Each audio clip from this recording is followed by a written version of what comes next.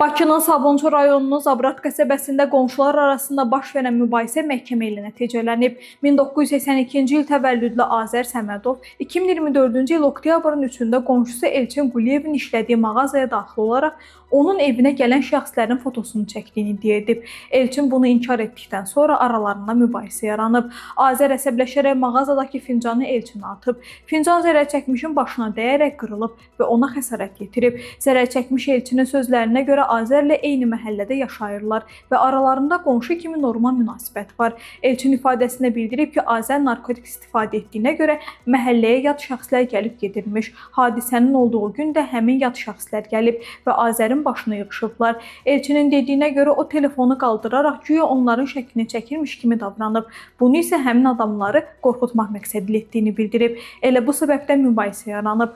Azər barəsində Cinayət Məcəlləsinin müvafiq maddəsi ilə ittiham irəli sürülüb. Sabunçu rayon məhkəməsinin hökmü ilə o 1 il 11 ay 28 gün müddətinə azadlıqdan məhrum edilib. Müdafiəçinin apellyasiya və kassasiya şikayətləri təmin olunmayıb. Qeyd edək ki, ad şərti verilib.